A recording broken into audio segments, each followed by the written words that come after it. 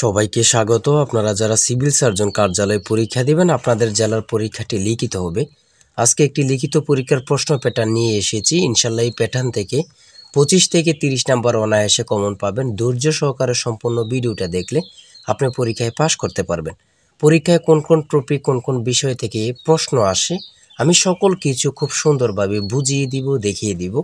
আপনারা পরীক্ষায় অনেকে উত্তীর্ণ হতে পারেন না, কারণ একটা পরীক্ষার প্রশ্ন প্যাটার্ন বোঝেন না বলেই কিন্তু পরীক্ষা উত্তীর্ণ হতে পারে না। যারা পরীক্ষার প্রশ্ন প্যাটার্ন বুঝতে পারে, বিষয়বস্তু আয়ত্ত নিতে পারে, তারা পরীক্ষায় উত্তীর্ণ হয় 100% শিওর।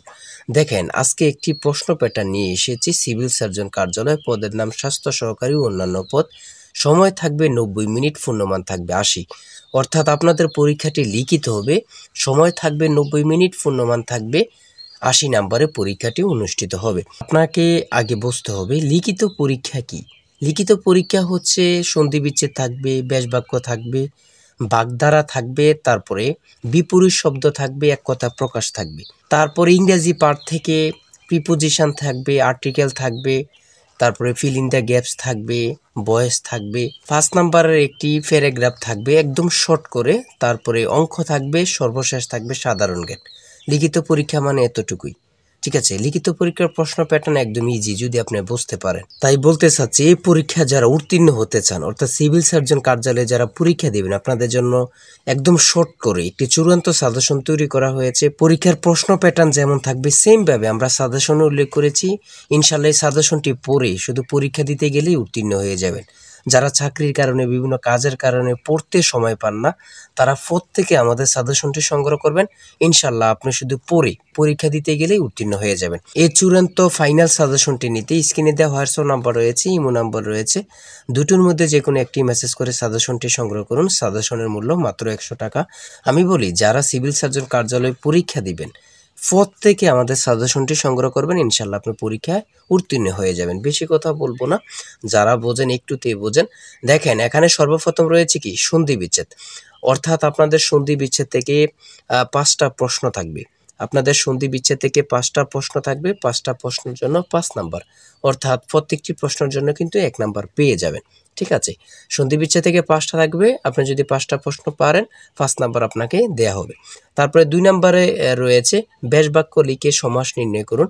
5টি থাকবে, 5টার জন্য 5 নাম্বার। দেখেন, আপনাকে আগে প্রশ্ন প্যাটার্নটা বুঝতে হবে, কোন কোন বিষয় থেকে প্রশ্ন আসে, কোন কোন টপিক থেকে প্রশ্ন আসে। ওটা যদি বুঝতে পারেন, আপনাকে কেউ পরীক্ষায় আটকিয়ে রাখতে পারবে না, আপনি পরীক্ষায় উত্তীর্ণ হবেন। তারপরে 3 নম্বরে যেটা রয়েছে যুক্ত বর্ণগুলো ভেঙে লিখুন। এগুলা অনেক পরীক্ষায় থাকে, অনেকটা থাকে না, এটা এত ইম্পর্টেন্ট না, এটা এত গুরুত্বপূর্ণ টপিক না, এটা বাদ দিতে পারেন। তারপরে 4 নম্বরে রয়েছে সংক্ষিপ্ত প্রশ্নের উত্তর দিন, বাংলা সাহিত্যের আদি নিদর্শন কি, চর্চাপদ। এখানে 5টি সংক্ষিপ্ত প্রশ্ন উত্তর দেওয়া থাকবে, 5টার জন্য 5 নাম্বার। এখানে যে প্রশ্ন প্যাটার্ন নিয়ে এসেছি সেম প্যাটার্নে আপনাদের পরীক্ষা হবে, একদম সেম প্যাটার্নে আপনাদের পরীক্ষাটি হবে, ঠিক আছে। তারপরে বাংলা গদ্যের জনক কাকে বলা হয়, ঈশ্বরচন্দ্র বিদ্যাসাগরকে। সতীদাহ প্রথা বিলুপ্ত করেন কে, রাজা রামমোহন রায়। একেই কি বলে সভ্যতা, প্রহসনের লেখক কে, মাইকেল মধুসূদন দত্ত।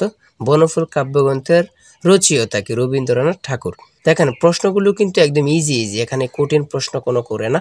এমসিকিউ পরীক্ষায় একটু হার্ড করে, কিন্তু লিখিত পরীক্ষা একদম ইজি প্রশ্ন করে। সেম প্যাটার্নে, একদম যেমন প্যাটার্ন দেখতে পাচ্ছেন সেম প্যাটার্নে আমরা সাজেশন উল্লেখ করেছি। ইনশাল্লাহ আমাদের সাজেশনটি পড়লেই যথেষ্ট আশা করি। দেখেন, 5 নম্বরে রয়েছে কি অর্থসহ বাগধারা ব্যবহার করে বাক্য রচনা করুন। এখানে 5টি থাকবে, 5টার জন্য 5 নাম্বার আপনারা পেয়ে যাবেন, অর্থাৎ বাগধারা থেকে 5টি প্রশ্ন কিন্তু থাকবে, ঠিক আছে। তারপরে রয়েছে এখানে প্রিপোজিশন, হ্যাঁ। 6 নম্বরে রয়েছে ইংলিশের ক্ষেত্রে প্রিপোজিশন থাকবে, 5টি প্রিপোজিশন থাকবে। আপনি যদি 5টি প্রিপোজিশন পারেন তাহলে 5টার জন্য 5 নাম্বার পেয়ে যাবেন। দেখেন, লিখিত পরীক্ষা মানে ট্রান্সলেট থাকবে। 7 নম্বরে রয়েছে ট্রান্সলেট। লিখিত পরীক্ষা মানে ট্রান্সলেট থাকবে। এখন ভাইবা পরীক্ষা ট্রান্সলেট কিন্তু খুব গুরুত্বপূর্ণ একটা টপিক হয়ে গেছে, ভাইবা তো এগুলো জিজ্ঞাসা করে। যেমন এখানে 5টি ট্রান্সলেট থাকবে, 5টার জন্য 5 নাম্বার। তারপরে 8 নম্বরে রয়েছে চেঞ্জ দ্য ভয়েস থেকে 5টা প্রশ্ন থাকবে, যদি 5টা পারেন 5টার জন্য 5 নাম্বার পেয়ে যাবেন, ঠিক আছে। তারপরে 9 নম্বরে রয়েছে রাইট ফ্রম ভার্ব থেকে 5টা প্রশ্ন থাকবে, 5টার জন্য 5 নাম্বার পেয়ে যাবেন। ঠিক আছে, আপনারা এখানে যে টপিকগুলো দেখাচ্ছি এগুলো অনুযায়ী আপনারা পড়ে যাবেন।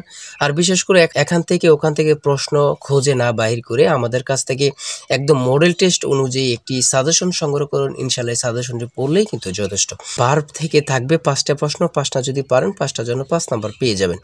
তারপরে রয়েছে একটি প্যারাগ্রাফ। দেখেন এখানে যেই কোনো প্যারাগ্রাফ এখানে দিতে পারে। ঠিক আছে, রিপ্রেজেন্টেশনও দিতে পারে, যে কোনো একটা শর্ট করে প্যারাগ্রাফ দিয়ে দিতে পারে। আর আমাদের সাজেশনে কিন্তু প্যারাগ্রাফ খুব সুন্দরভাবে দেয়া আছে। এই প্যারাগ্রাফটি পারলে আপনাকে 5 নাম্বার দেয়া হবে। তারপরে রয়েছে 11 নাম্বারে রয়েছে 2 এবং 32-এর মধ্যে মৌলিক সংখ্যা কয়টি ও কী কী। খুব গুরুত্বপূর্ণ, এগুলো কিন্তু বাহির করার একদম সহজ টেকনিক আছে, আপনারা অবশ্যই সকলে জানেন। আর বিশেষ করে আমাদের প্রত্যেকটি প্রশ্নের ব্যাখ্যা ও সমাধান সহ দেওয়া আছে। এই যে এখানে যেমনভাবে ব্যাখ্যা সমাধান সহ দেওয়া আছে, সেমভাবে আরও ভালোভাবে আমাদের সাজেশনে ব্যাখ্যা ও সমাধান সহ পেয়ে যাবেন। এখানে প্রশ্নের সমাধানটি দেওয়া আছে, আপনারা দেখে নেন। হ্যাঁ, তারপরে রয়েছে 2টি সংখ্যার গুণফল 4235 এবং তাদের লসাগু 385, সংখ্যা দুইটির গসাগু কত।